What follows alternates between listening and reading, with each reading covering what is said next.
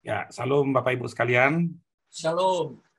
Ya, suatu sukacita bagi saya boleh diberikan kesempatan untuk membagikan kesaksian dan firman Tuhan.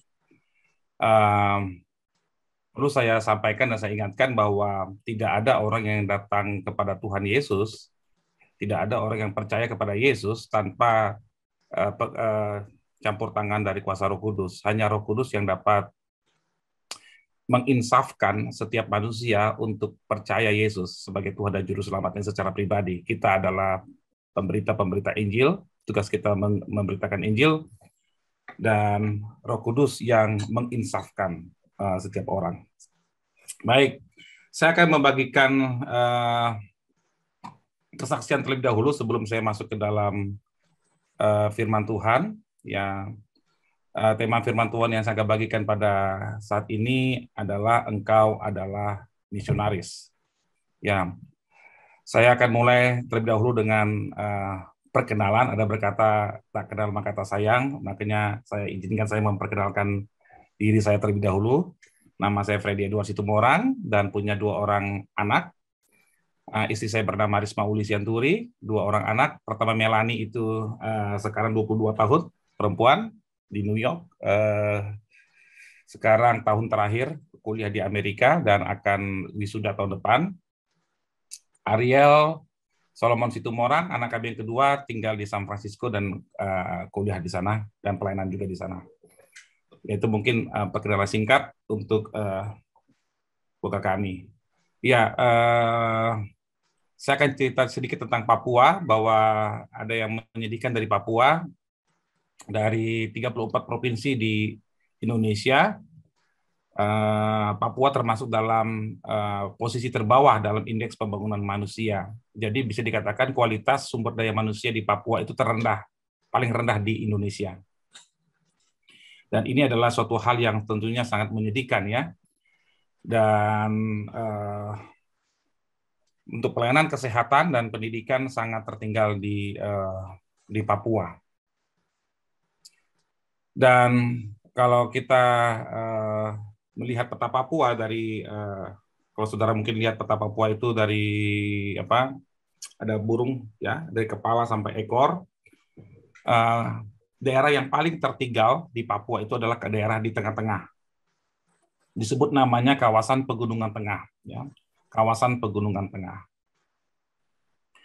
Kawasan Pegunungan Tengah ini meliputi 14 kabupaten, ada Kabupaten Jayawijaya, Membramo Tengah, Yahukimo, Yalimo, Duga, Tolikara, Lanijaya, Pegunungan Bintang, Paniai, Diai, Dogiai, Intan Jaya, Puncak Jaya, dan Puncak. Jadi 14 kabupaten ini memuat ya, populasinya itu adalah kurang lebih 50% dari seluruh penduduk di Papua. Jadi 50% penduduk Papua itu tinggal di kawasan Pegunungan Tengah, dan kawasan Pegunungan Tengah ini adalah kawasan yang terisolasi, kawasan yang sulit dijangkau karena infrastruktur sangat minim ya. Dari satu daerah ke daerah lain kita harus menggunakan helikopter atau menggunakan pesawat kecil. Dan mayoritas penduduk yang tinggal di kawasan Pegunungan Tengah adalah penduduk asli, orang asli Papua. Pendatang-pendatang seperti orang Batak, Manado, orang Makassar, ya, dan lain-lain, itu biasanya tinggal di kota-kota besar, bukan di kawasan Pegunungan Tengah. Ya. Kawasan Pegunungan Tengah ini sangat minim, ya, pendatang sangat minim. Dan daerah ini sangat tertinggal secara pendidikan dan pelayanan kesehatan. Saya kasih contoh satu kasus saja di Papua. Itu contohnya di Kabupaten Puncak. Rata-rata anak-anak di Kabupaten Puncak pernah sekolah maksimal hanya 2 tahun seumur hidup mereka.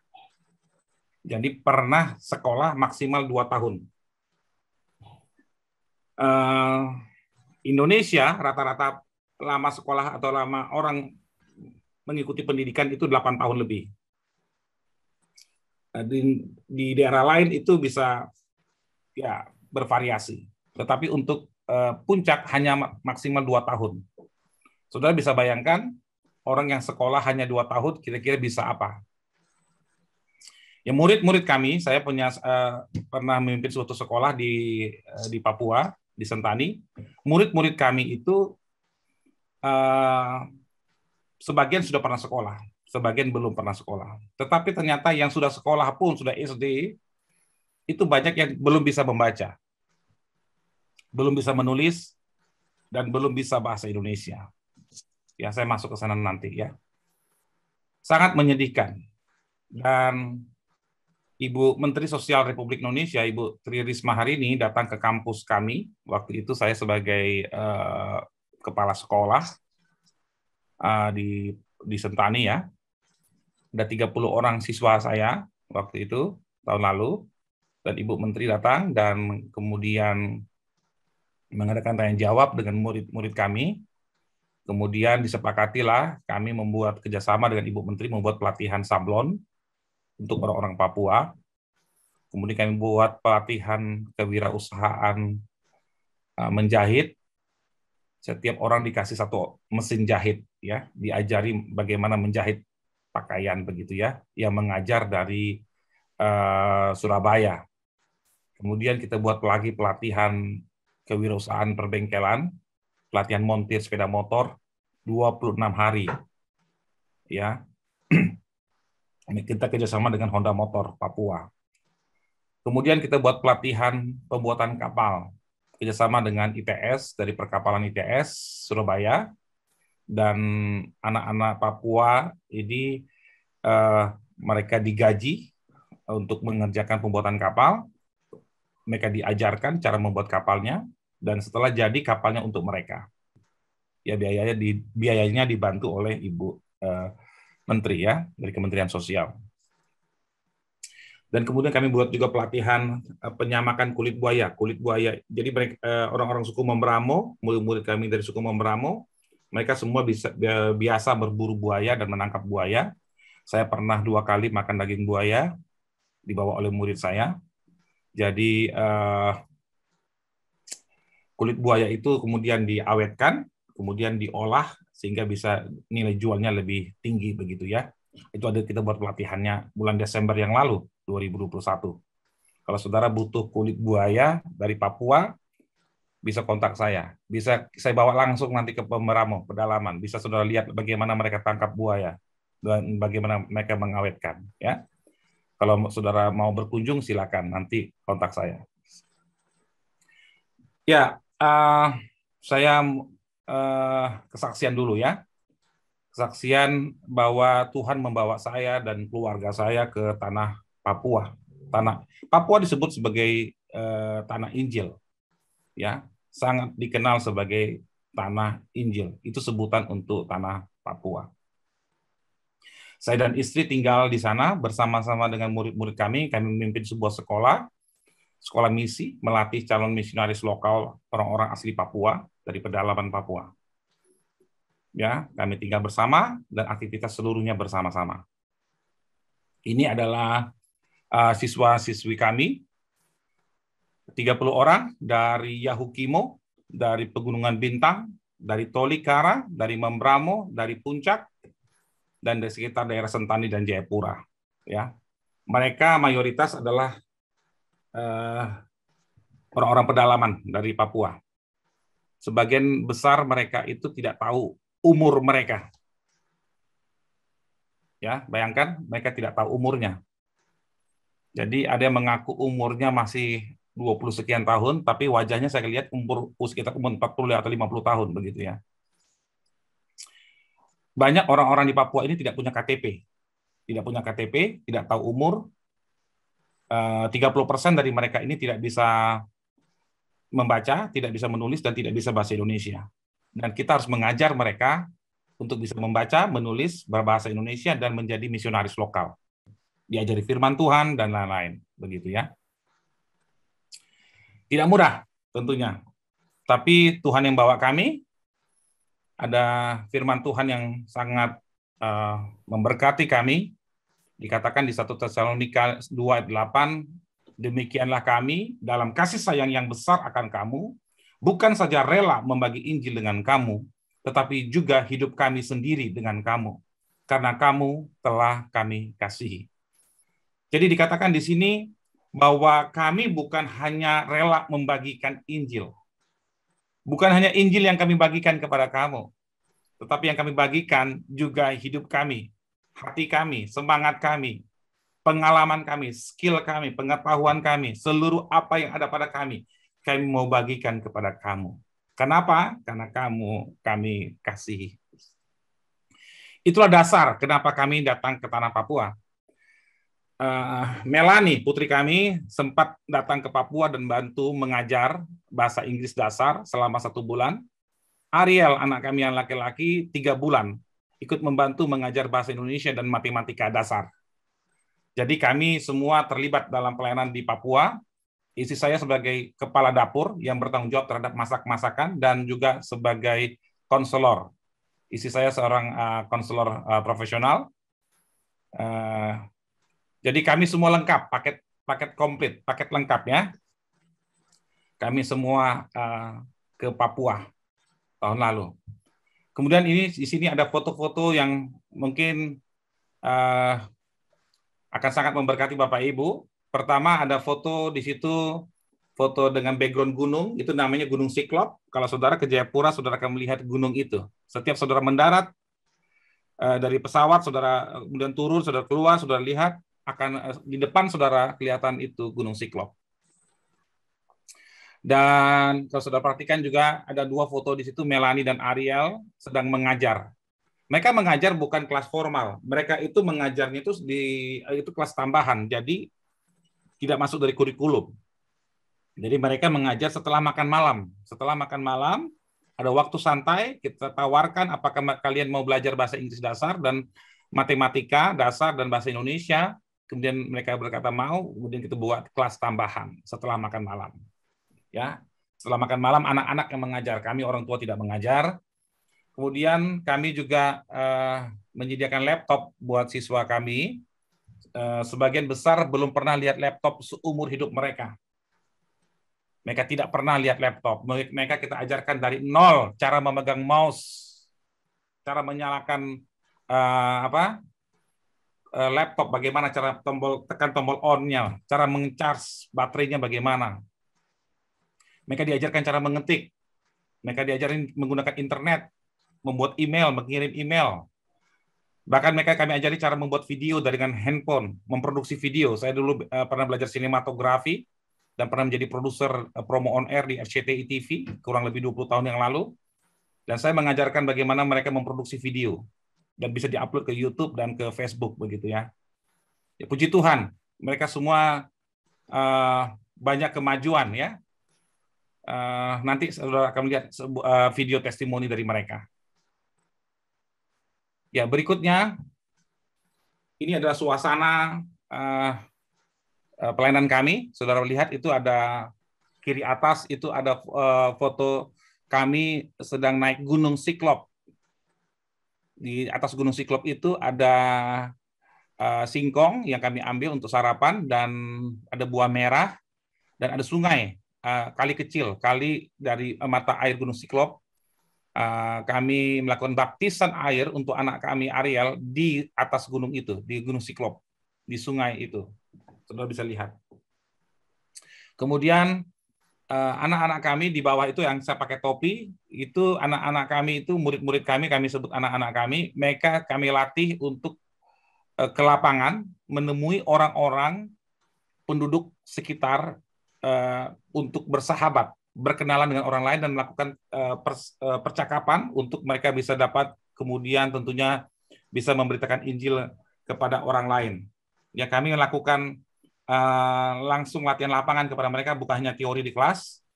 Jadi 1 minggu pertama mereka kita lepas untuk menyapa orang lain dan bercakap apa saja, topik apa saja yang cocok. Kemudian minggu kedua mereka sudah mulai percakapan dan persahabatan lebih dalam, dan minggu ketiga itu masuk kepada berita Injil. Mereka kita latih dulu sebelumnya ya, bagaimana cara memberitakan Injil dengan sederhana tanpa berdebat, dengan suasana persahabatan. Ya, ini ada banyak foto sebenarnya yang bisa kami tayangkan, tapi saya batasi ini yang terakhir ya. Jadi saudara lihat di kanan bawah itu saya berprofesi juga sebagai tukang cukur ya. Jadi rambut mereka panjang, kita cukur ya. Rambut saya juga nggak pernah dicukur oleh istri saya di Papua, rambut saya dicukur oleh istri saya setiap bulan. Nah, saya mencukur rambut mereka. Kemudian kita juga belanja, beli ikan, beli apa segala macam, kita urus semua kebutuhan mereka berdua dengan istri ya. Kemudian itu saudara lihat ada foto di kiri atas, itu istri saya tengah malam dibangunkan oleh anak-anak saya. Istri saya ulang tahun 50 tahun. Mereka tengah malam bernyanyi mengucapkan selamat ulang tahun kepada istri saya. Suatu pengalaman yang sangat indah karena kami adalah bukan hanya guru dan murid tetapi juga sebagai satu keluarga. Ya, saya akan menayangkan sebuah video testimoni dari murid kami. Semoga ini suaranya jelas. Kalau nggak jelas tolong dikasih tahu ya. Kalau nanti suaranya tidak jelas.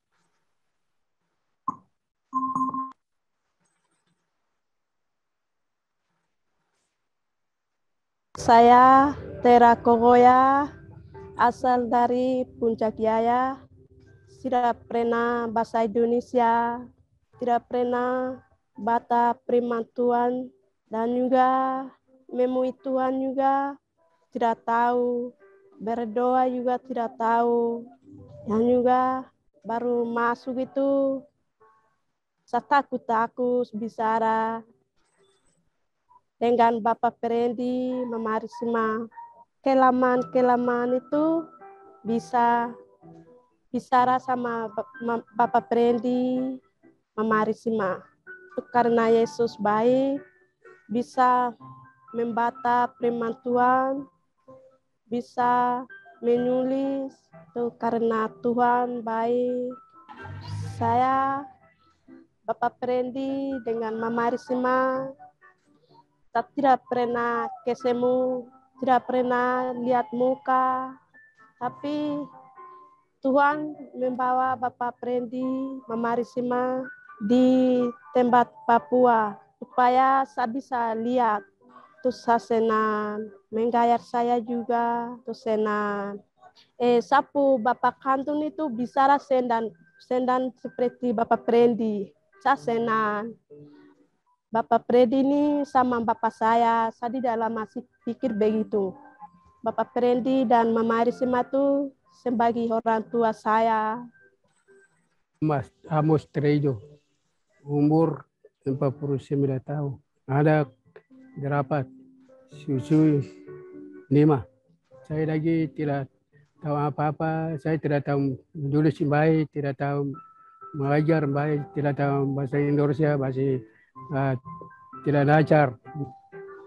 Saya mau jadi manusia baru, hidup baru. Nama saya Nemiko Enumbi, asal dari Puncak Jaya, distrik Ilu, dari kampung Dasan di sini. Yaitu saya tidak tahu pakai bahasa Indonesia. Saya takut karena saya tidak tahu pakai bahasa Indonesia. Waktu wawancara itu juga saya tidak bicara, saya tidak tahu pakai bahasa Indonesia. Jadi setelah saya masuk di sini belajar anugerah sampai amaki, saya membaca, menulis, ya itu saya bisa pakai bahasa Indonesia dari situ. Itu saya belajar di sini, saya hafal, saya bisa menulis. Ya, dari situ saya bisa ikuti dengan disiplin.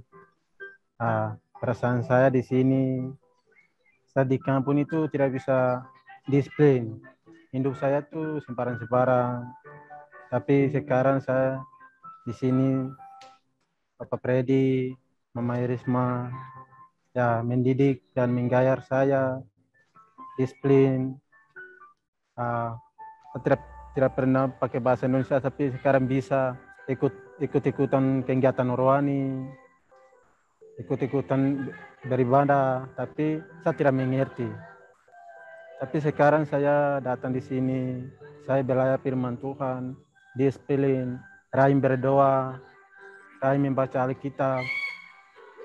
Ya, bangun jam 3 pagi, saya belajar di sini. Jadi saya belajar di sini karena Tuhan membawa saya di sini. Saya tidak tahu apa-apa, tapi Tuhan tahu. Saya ambil ayat di Yeremia 1 ayat 5, sebelum aku membentuk engkau dalam rahim ibumu, aku telah mengenal engkau, dan sebelum engkau keluar dari kandungan, aku telah mengkuduskan engkau. Aku telah menetapkan engkau menjadi nabi bangsa-bangsa. Jadi setelah belajar dari asosiasi ini, saya membagikan teman-teman atau pemuda di mana terus saya memberitakan Injil, anugerah, dan hidup kekal. Terus saya memberitakan bagi teman-teman. Ya, pernah sakit tuh, sakit berat, malaria, pelet 3. Ya, itu saya tidak bisa makan, minum, dan selama 2 minggu. Tapi saya sudah hampir mati begitu, tapi Tuhan sudah menolong saya.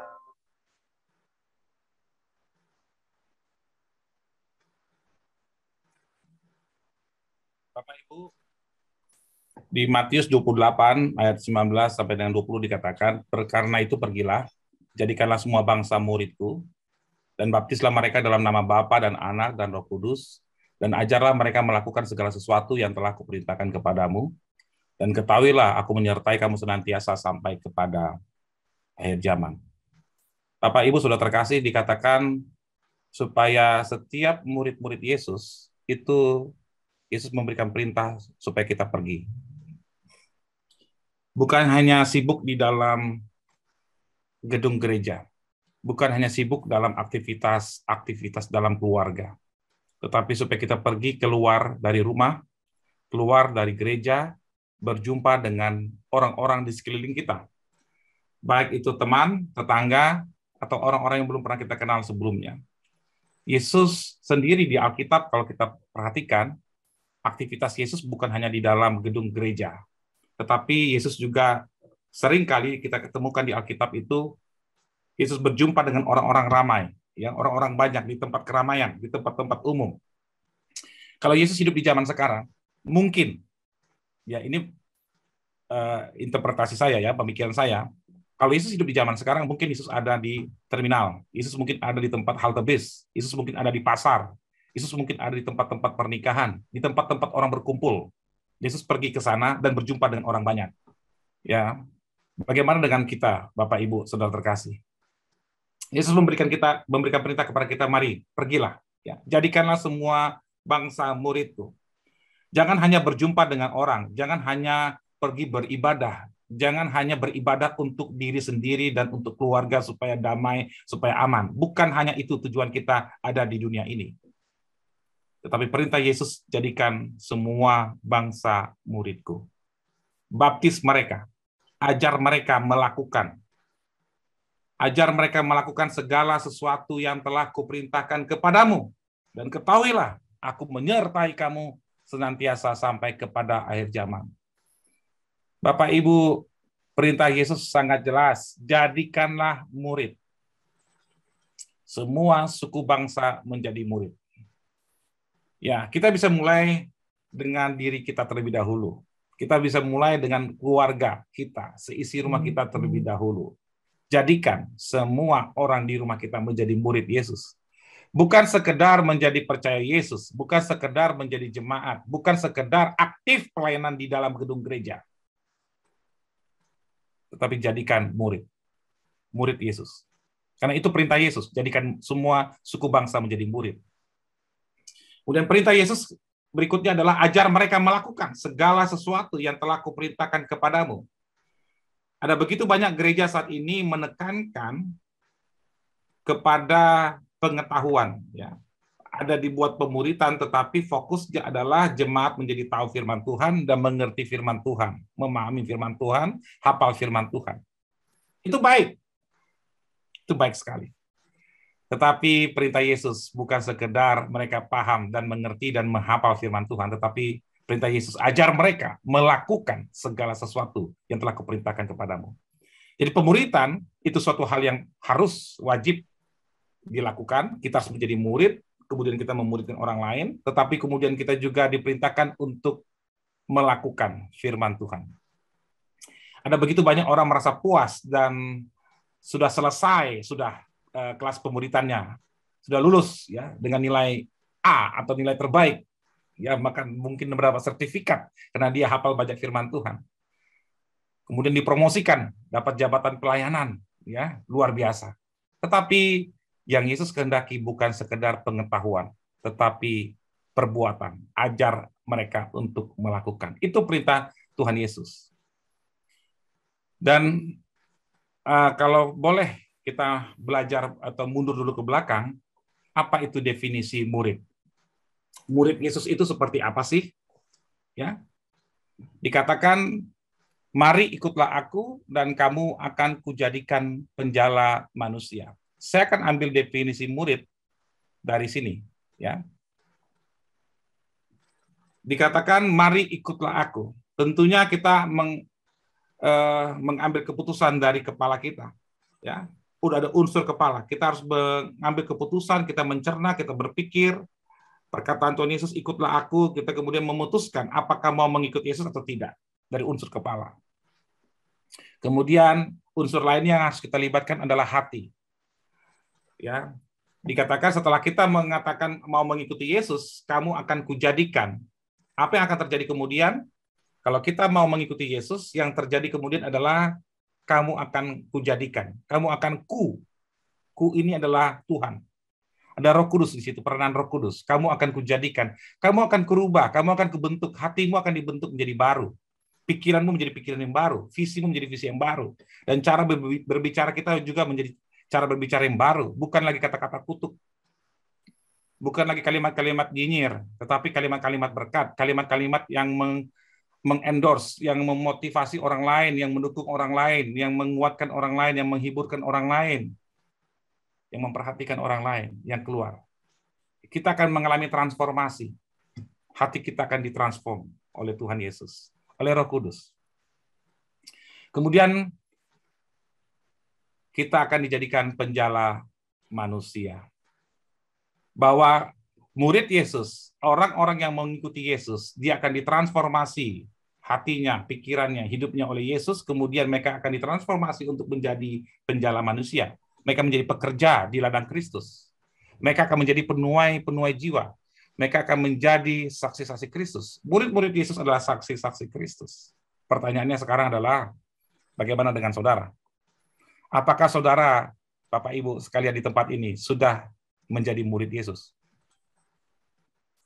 Ada 3 ciri utama murid Yesus itu, yaitu pertama, murid Yesus haruslah mengikuti Yesus. Murid Yesus yang kedua haruslah diubahkan oleh Yesus. Mereka mengalami transformasi. Kemudian murid Yesus haruslah melakukan misi Yesus. Murid Yesus itu harus melanjutkan misi Yesus. Yesus datang ke dunia ini untuk mencari dan menyelamatkan yang terhilang. Dan Yesus sudah kembali ke sorga. Dan dia memberikan perintah kepada kita. Dan kitalah yang harus melanjutkan pekerjaan yang terhilang. Pertanyaannya sekarang adalah, apakah saudara melanjutkan misi Yesus? Apakah saudara mengerjakan misi Yesus di dunia ini? Menjadi orang Kristen yang baik itu baik. Orang Kristen yang taat beribadah, rajin baca firman Tuhan, itu baik sekali. Tahu banyak firman Tuhan, itu baik sekali. Tetapi jangan puas hanya dengan itu, Bapak Ibu. Iblis pun tahu banyak firman Tuhan. Bahkan mungkin iblis lebih pintar dan lebih banyak tahu tentang firman Tuhan dibandingkan saudara dan saya. Bahkan iblis itu gemetar kakinya ketika dia berhadapan dengan Tuhan. Dia gemetar. Bagaimana dengan kita? Saudara, iblis itu tidak tunduk. Dia tidak taat kepada Tuhan. Ya.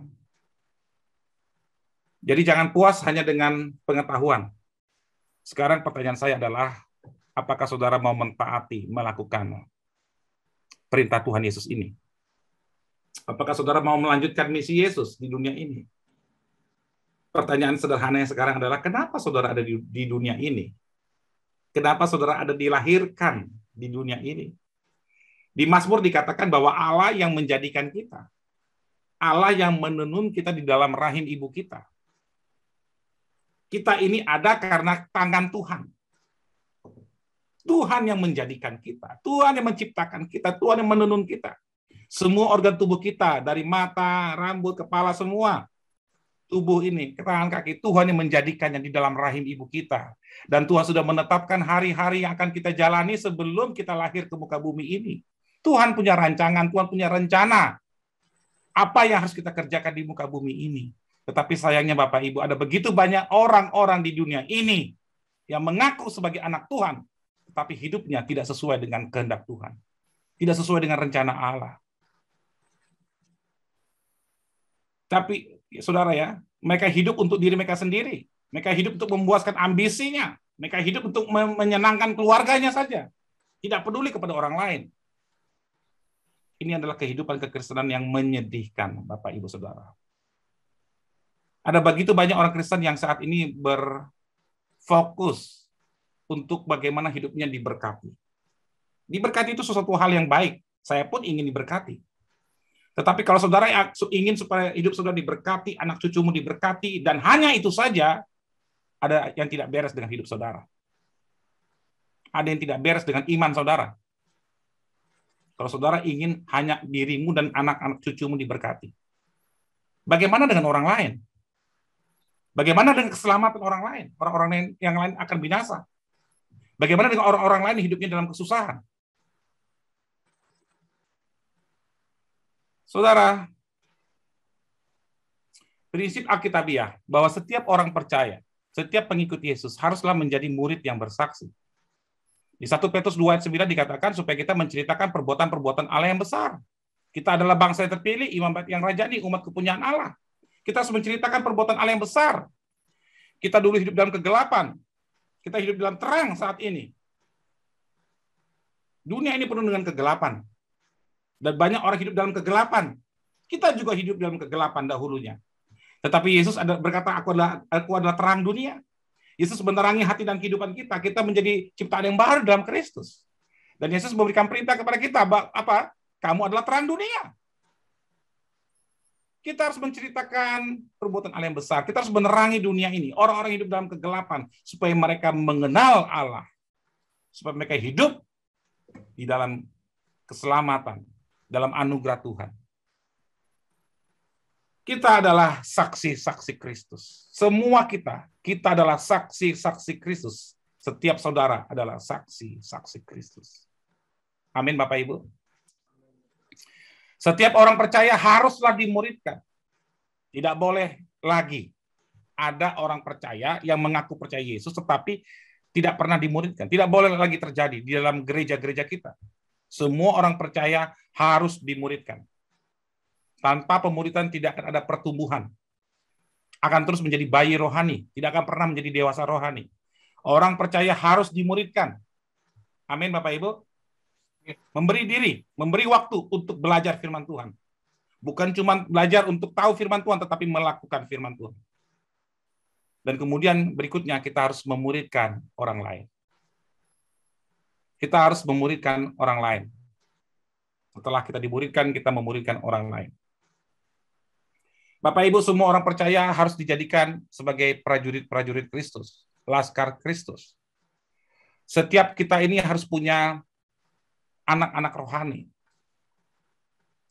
Rasul Paulus berkata kepada Timotius di 2 Timotius 2 ayat 2, saya coba terjemahkan dengan terjemahan bebas saya. Ya, dikatakan begini. Hei Timotius, kamu adalah muridku. Saya Rasul Paulus, gurumu. Saya berkata kepadamu Timotius, semua firman Tuhan yang pernah kau dengar daripadaku, semua kesaksian, semua mujizat yang pernah kau lihat, ya, semua kebenaran firman Tuhan yang pernah kau pelajari, yang pernah kau dengar daripadaku, jangan kau simpan untuk dirimu sendiri saja. Timotius, firman Tuhan itu haruslah kau teruskan, kau bagikan kepada orang lain, kau muridkan kepada orang lain, dan orang lain itu juga kemudian dapat membagikan kepada orang lain, sehingga engkau punya anak rohani dan bahkan engkau punya cucu rohani. Itu maksud dari Rasul Paulus. Bapak Ibu, bagaimana dengan saudara dan saya? Tadi siapa Ibu Bianca kah namanya?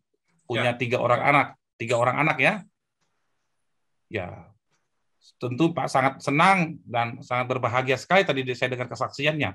Karena punya anak-anak yang luar biasa. Itu secara jasmani, kita senang, kita bahagia punya anak. Saya juga punya anak, Bapak Ibu, 2 orang. Senang sekali. Itu anak secara jasmani. Tetapi pertanyaannya, apakah saudara punya anak rohani? Keturunan rohani?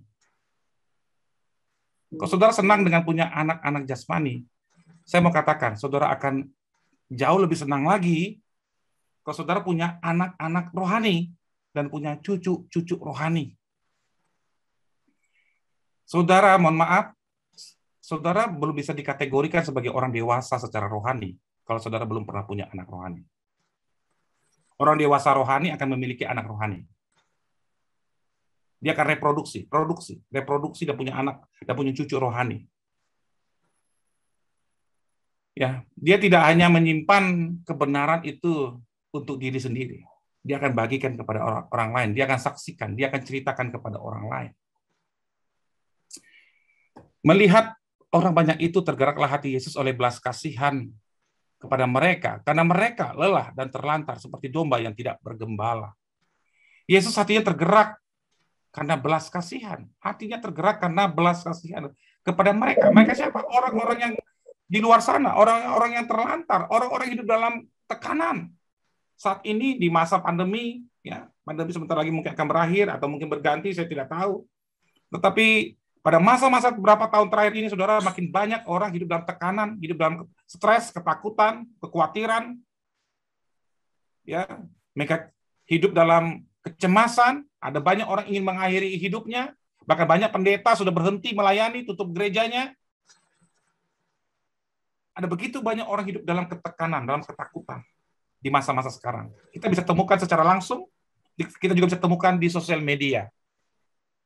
Ketika kita melihat orang banyak itu, mungkin teman-teman kita, keluarga kita hidup dalam kegelapan, pertanyaannya, apakah hati saudara tergerak oleh belas kasihan seperti hati Yesus? Apa yang saudara rasakan? Apakah saudara merasa fine-fine saja? Saudara merasa, oh no problem with me. Yang penting saya hidup saya aman. Yang penting makanan dan minuman di rumah saya tercukupi. Anak-anak saya tidak kelaparan. Mereka bisa sekolah. Kami semua sehat-sehat. Orang lain seperti apa, kami tidak usah peduli. Apakah saudara punya perasaan seperti itu? Perasaan seperti apa yang saudara miliki saat ini? Saudara, Bapak Ibu, saudara terkasih, kalau saudara sungguh-sungguh mengasihi Yesus, mengasihi Tuhan Yesus dengan segenap hati, segenap jiwa, segenap kekuatan, segenap akal budimu, kalau saudara sungguh-sungguh mengasihi Yesus, perhatikan baik-baik. Kasih dari Tuhan Yesus itu akan menggerakkan saudara untuk bekerja, untuk memenuhi amanat agung. Saudara tidak ingin orang lain binasa. Kalau saudara betul-betul mengasihi Yesus, saudara ingin menolong orang lain supaya tidak binasa. Saudara, ketika Yesus bertanya kepada Petrus, apa yang ditanya? Apakah engkau mengasihi aku? Yesus bertanya kepada Petrus, apakah engkau mengasihi aku? 3 kali ditanya. Kenapa, saudara? Karena kasih itu yang utama.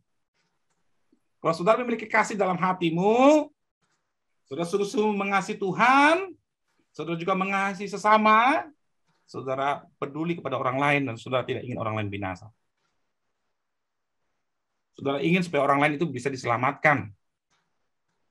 Saudara ingin supaya orang lain juga tidak kelaparan, supaya mereka juga bisa makan. Saudara ingin berbagi kepada mereka yang kelaparan. Pada orang yang tidak punya baju, saudara bisa berbagi baju saudara. Bagi orang yang kesedihan, saudara bisa mendatangi mereka dan menghibur mereka. Apakah saudara mengasihi orang lain? Kalau saudara mengasihi Yesus, saudara akan mengasihi orang lain. Kenapa? Karena orang lain itu Tuhan Yesus yang ciptakan. Seperti kita juga diciptakan oleh Tuhan. Jangan hidup untuk diri sendiri, saudara. Iman tanpa perbuatan adalah mati. Orang-orang yang percaya kepada Yesus dan hanya beribadah dalam gedung gereja saja, dan tidak berbuat untuk orang banyak di luar sana yang sedang kelaparan dan orang-orang lain yang akan binasa, iman saudara mati.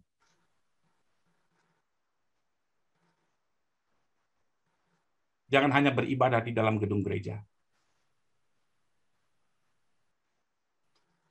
Tunjukkan imanmu dalam perbuatanmu. Kasih orang lain. Tolong orang lain. Bantu orang lain. Saudara punya rumah, punya kamar kosong, kasih untuk orang lain bisa menginap. Apalagi untuk hamba Tuhan, kasih. Jangan saudara tolak hamba Tuhan kalau menginap di rumah saudara. Mari saudara kasih, mengasihi orang lain. Kasih juga menggerakkan kami untuk kami datang ke Papua, untuk pergi ke Papua. Saudara pikir apa yang mau kami cari di Papua? Karena kasih. Kami bukan hanya membagi Injil kepada orang lain, tapi juga membagi hidup kami. Demikian juga kita semua di tempat ini. Jangan hanya membagi Injil, tapi juga bagi hidupmu. Ya, mari peluk orang lain. Ada begitu banyak orang lain nggak merasakan kasih sayang saat ini. Mari peluk mereka. Mari kasih orang lain. Mari perhatikan orang lain. Doakan, dukung mereka. Bantu mereka. Saudara, lihatlah sekelilingmu dan pandanglah ladang-ladang yang sudah menguning dan matang untuk dituai. Lihatlah. Pandang, buka matamu. Ada begitu banyak orang saat ini, matanya terbuka, mata jasmaninya terbuka, tapi mata rohaninya tertutup. Dia tidak bisa melihat orang-orang lain yang sedang terlantar. Orang-orang lain yang sedang menuju ke kebinasaan, menuju jurang maut. Lihatlah di sosial media, di Facebook, di teman-temanmu, postingan-postingan mereka, di Instagram. Ada begitu banyak orang tersenyum, tetapi hatinya terluka. Hidup dalam kekhawatiran, hidup dalam tekanan. Pandanglah mereka. Ladang-ladang yang sudah menguning dan matang untuk dituai.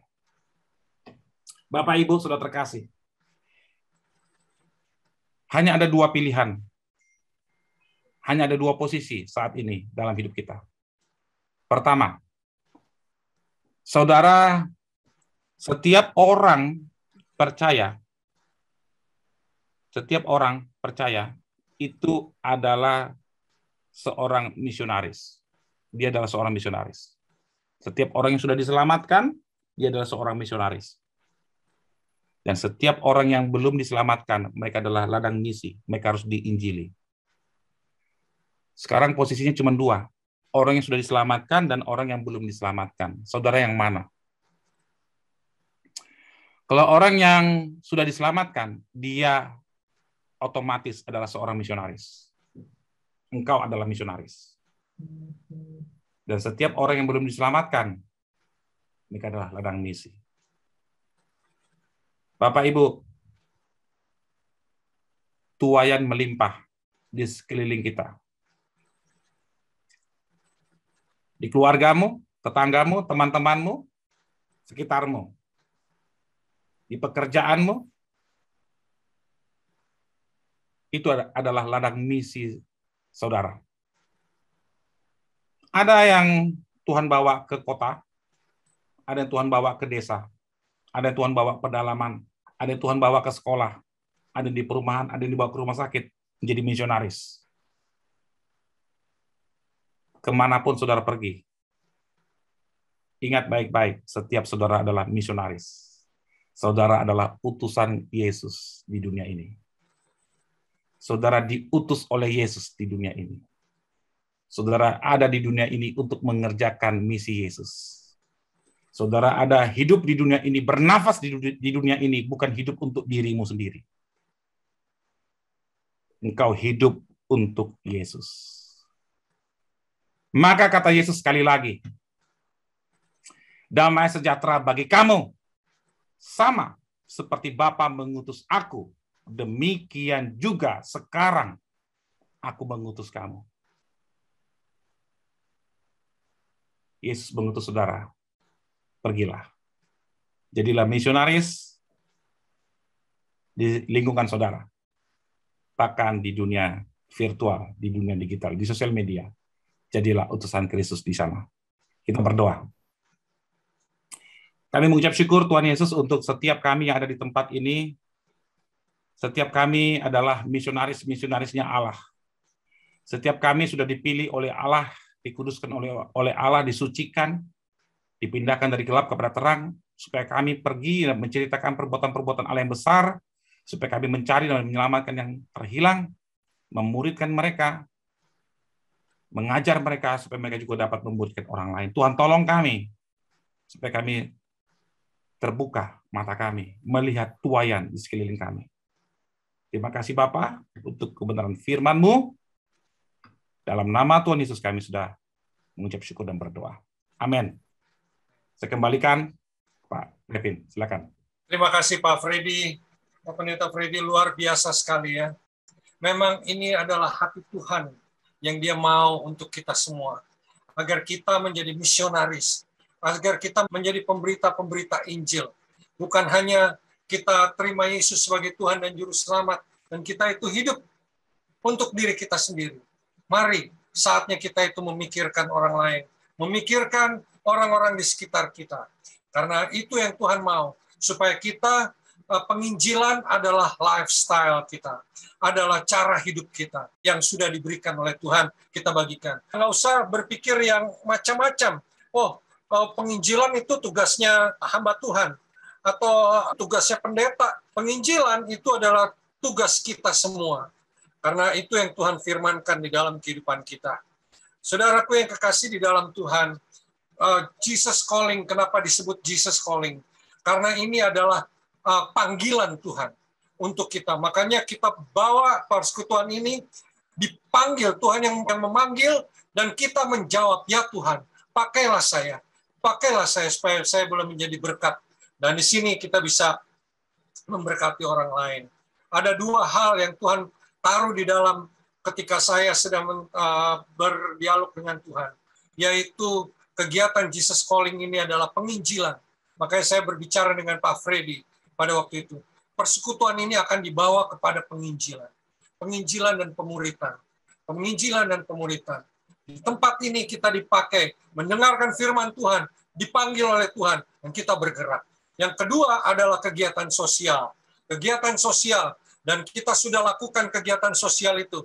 5 dari Februari kita berdiri Jesus Calling ini. Sampai saat ini Tuhan itu luar biasa memberkati Jesus Calling ini. Dan sudah ada beberapa tempat yang kita kunjungi. Karena dasarnya adalah Yakobus 1 ayat 27 dikatakan, ibadah yang murni dan yang tak bercacat di hadapan Allah, Bapa kita, ialah mengunjungi yatim, piatu, dan janda-janda dalam kesusahan mereka. Dan ini adalah ibadah yang murni yang kita lakukan melalui Jesus Calling. Dan saat ini kita akan melakukan hal-hal itu ke depan semakin luar biasa lagi.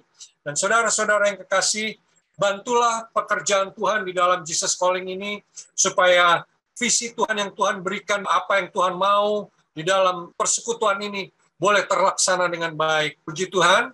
Terima kasih buat Bapak Freddy yang sudah memberitakan Injil buat kita, dan saya percaya semua terbakar untuk mau melakukan firman Tuhan. Dan saat ini saya serahkan kepada Ibu Tersi untuk membagikan pengumuman